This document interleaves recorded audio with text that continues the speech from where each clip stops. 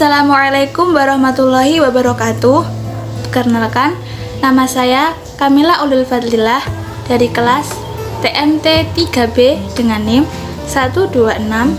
12620420297.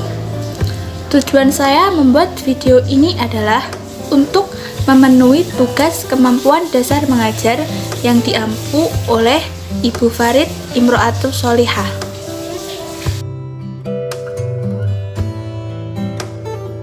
Halo semuanya, selamat bertemu pertama kali dengan saya, Kamila Ulil, yang semoga saja bisa menjadi guru yang baik suatu saat nanti. Hari ini, kita akan mempelajari materi tentang peluang. Apakah ada yang sudah tahu apa itu peluang? Belum? Baiklah, saya akan memberitahu apa itu peluang. Peluang adalah nilai kemungkinan dari suatu kejadian. Seperti contohnya, pernah nggak sih kalian main monopoli? Untuk dapat bermain tentunya kalian harus melempar dadu, bukan? Angka yang kemudian muncul merupakan jumlah jalan yang harus ditempuh oleh pelempar dadu. Pelemparan dadu bermata 6 pada permainan poli ini akan menghasilkan angka 1, 2, 3, 4, 5, atau 6, bukan? Kemungkinan keluarnya angka tertentu pada pelemparan dadu bermata 6 adalah satu contoh dari banyak contoh penerapan materi matematika peluang dalam kehidupan sehari-hari. Contoh lain adalah saat kita melempar koin. Tentunya di mata uang koin ada angka ataupun ada gambar. Kemungkinan mengenai sisi yang muncul ini adalah yang kita sebut sebagai peluang. Dari ilustrasi tersebut, adakah yang sudah mengerti?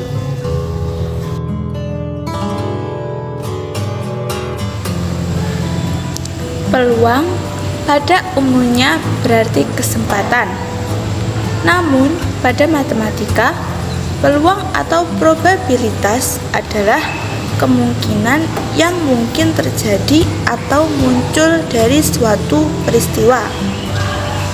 Terkadang kita bisa mengukur sebuah peluang dengan angka, seperti kemungkinannya sekitar 10% atau dengan perkataan seperti itu tidak mungkin atau itu sudah pasti terjadi.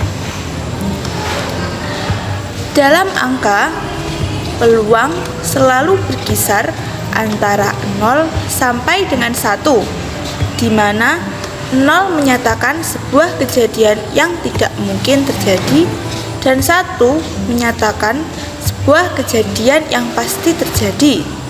Dalam matematika, hal ini dinotasikan sebagai 0 kurang dari sama dengan PK kurang dari sama dengan 1.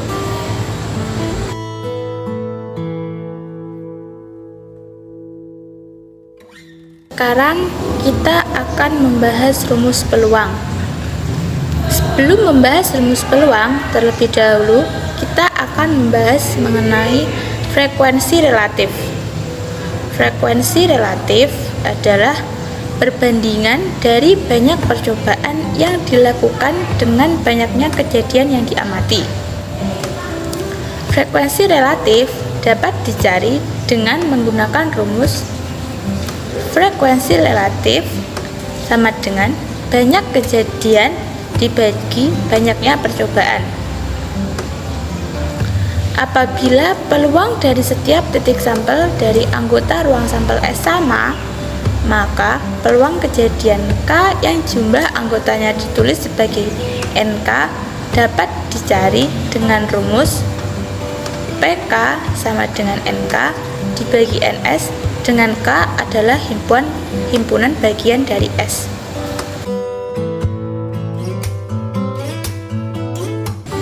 Untuk lebih memahami pengertian peluang, mari kita lihat contoh soal berikut.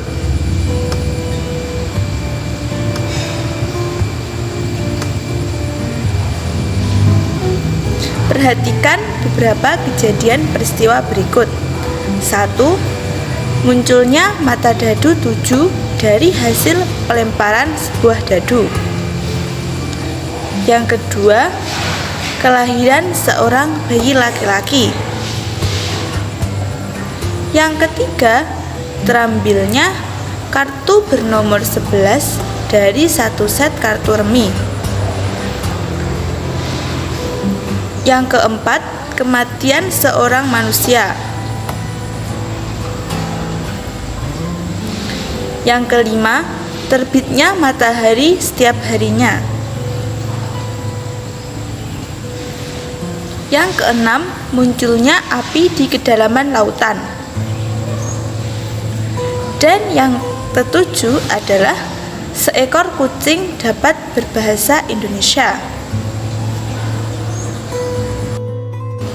Suatu kejadian akan memiliki peluang 0, berarti kejadian tersebut tidak mungkin terjadi.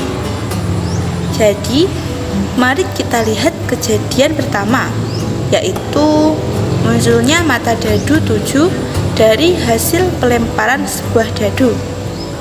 Apakah mungkin pelemparan dadu menghasilkan angka 7?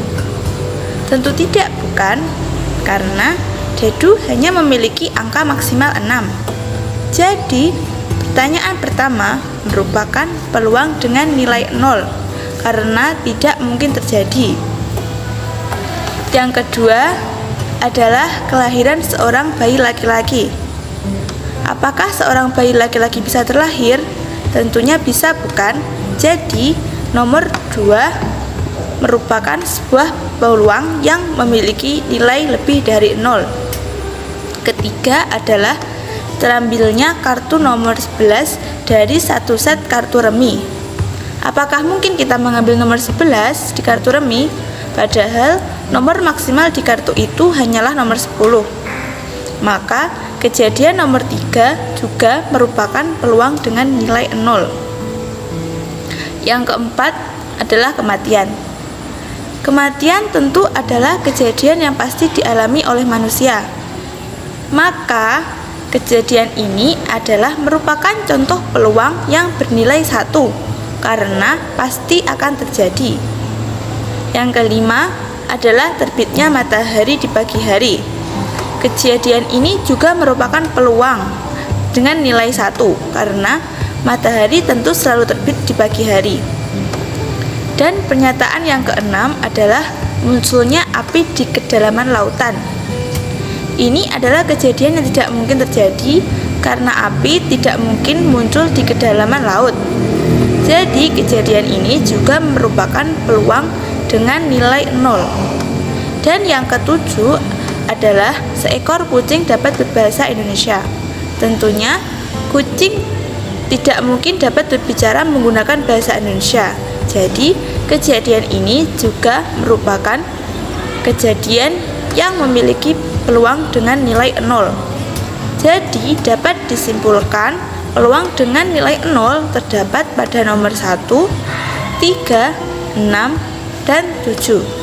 Jadi sampai sini sudah dapat dipahami kan?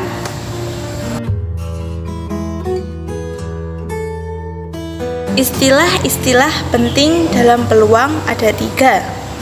Yang pertama adalah ruang sampel, yang kedua titik sampel, dan yang ketiga adalah kejadian. Kita bahas satu-satu ya. Ruang sampel atau biasa dilambangkan S adalah himpunan semua kejadian yang mungkin diperoleh dari suatu data atau percobaan. Ruang sampel dapat ditentukan melalui tabel, diagram, atau metode perkalian. Contohnya adalah saat pelemparan dadu, maka titik sampelnya adalah angka 1, 2, 3, 4, 5, dan 6. Titik sampel adalah semua anggota dari ruang sampel. Contohnya, saat melempar dadu, maka titik sampelnya adalah angka 1, angka 2, angka 3, angka 4, angka 5, dan angka 6. Dan yang ketiga adalah kejadian. Kejadian adalah himpunan bagian dari ruang sampel yang merupakan peristiwa yang sudah terjadi.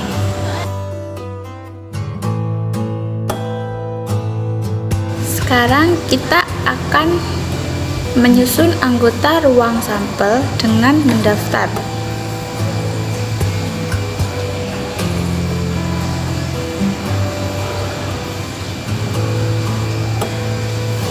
Jika kita melemparkan 2 buah koin sekaligus, maka akan ada yang menjadi koin pertama dan koin kedua. Misalkan koin pertama muncul angka dan koin kedua muncul gambar, maka kejadian dari pelemparan tersebut adalah angka kemudian gambar. Semua hasil yang mungkin terjadi dari percobaan tersebut adalah angka, gambar, atau gambar dahulu kemudian angka, atau angka dan angka, atau juga bisa hanya gambar dan gambar. Dengan demikian diperoleh ruang sampel angka gambar, gambar angka, angka-angka, dan gambar-gambar. Titik sampel angka gambar, gambar angka, angka-angka, dan gambar-gambar. Jadi ada 4 kejadian yang mungkin terjadi, yaitu angka dengan gambar, gambar dahulu kemudian angka, angka dan angka, atau gambar dengan gambar.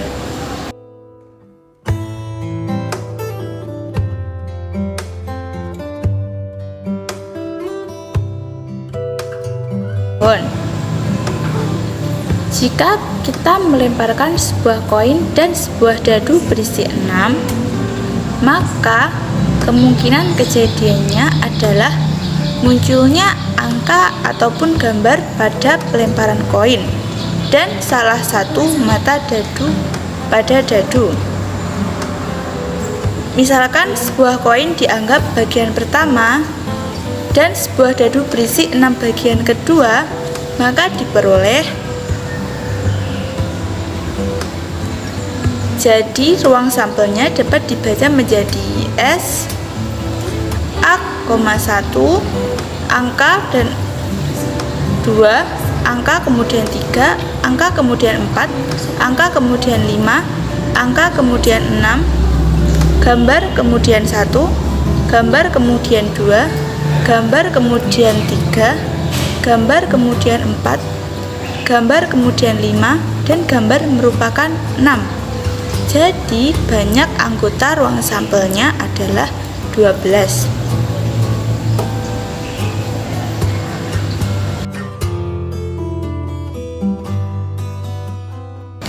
Kita juga dapat menyusun anggota ruang sampel dengan tabel. Jika kita melemparkan 2 buah dadu sekaligus, maka pada masing-masing dadu akan ada 6 kemungkinan kejadian yang muncul, yaitu mata dadu 1, 2, 3, 4, 5, dan 6. Jika kita susun dalam sebuah tabel, maka didapatkan hasil berikut.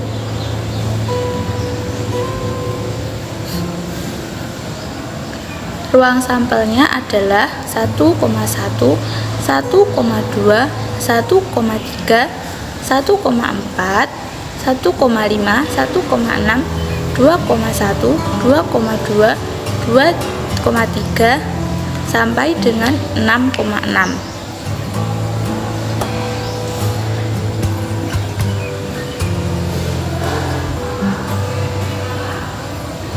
Jadi banyak anggota ruang sampelnya adalah 36. Jadi setelah menyimak pembahasan tadi, apakah ada yang masih dibingungkan? Jika sudah memahami, marilah kita mencoba membahas beberapa soal yang akan saya sajikan. Yang pertama adalah pada pelemparan 3 mata uang logam yang dilakukan dalam tempo waktu yang sama sebanyak 80 kali, frekuensi harapan munculnya paling sedikit 1 angka dari pelemparan uang logam itu adalah A. 70 kali, B. 60 kali, C. 50 kali dan D 40 kali.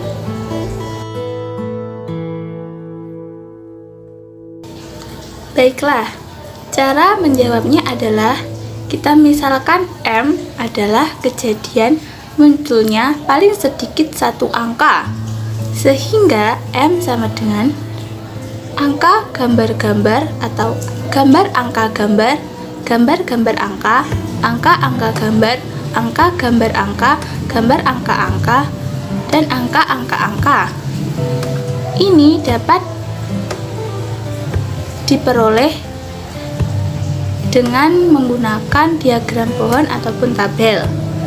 Dan dengan G adalah gambar, jadi NM-nya sama dengan 7.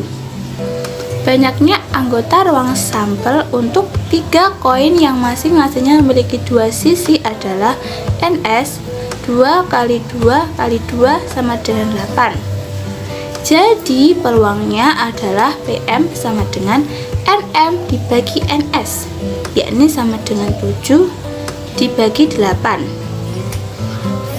Dan frekuensi harapan munculnya paling sedikit satu angka dari pelemparan uang logam itu adalah PM kali N, sama dengan 7/8 kali 80 kali, jadi sama dengan 70 kali. Jadi jawaban yang kita peroleh adalah A, 70 kali.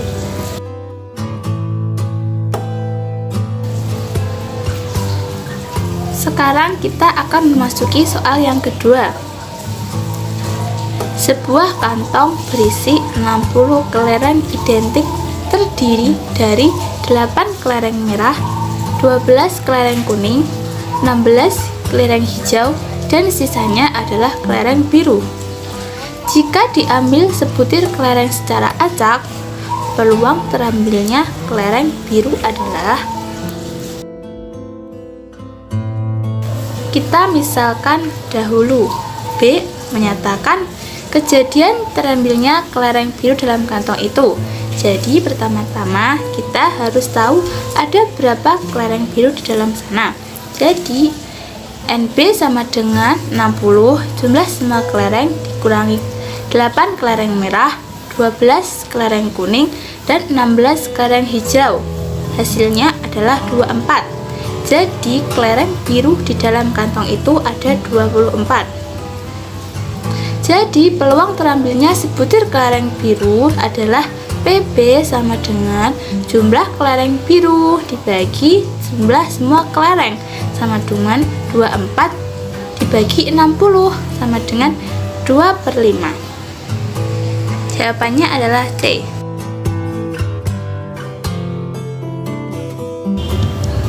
Sekarang kita akan memasuki contoh soal yang ketiga. Sekarang saya akan menggunakan dadu sebagai contoh. 2 buah dadu dilambungkan bersamaan. Peluang muncul mata dadu berjumlah 4 adalah A. 1/12, B. 1/8, C. 1/6, dan D 1/4. Baiklah, cara menjawab soal tersebut adalah kita misalkan A adalah kejadian munculnya jumlah mata dadu 4, sehingga A sama dengan 1 dan 3, 3 dan 1, dan 2 dan 2. Jadi NA sama dengan 3 karena ada 3 kemungkinan. Banyaknya anggota ruang sampel untuk 2 dadu yang masing-masing memiliki 6 sisi adalah NS sama dengan 6 kali 6 sama dengan 36. Jadi peluang munculnya mata dadu berjumlah 4 adalah PA sama dengan NA dibagi NS, dengan PA 3 dan NS-nya 3/6, 36. Jadi 3/36 sama dengan 1/12. Jawabannya adalah A.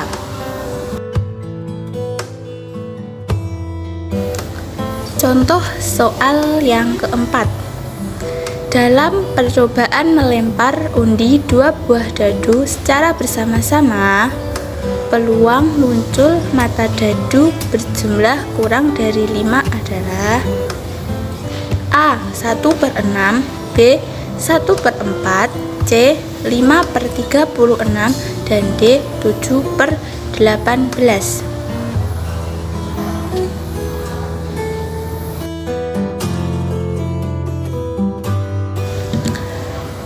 Cara untuk menyelesaikannya kurang lebih seperti pada soal nomor 3.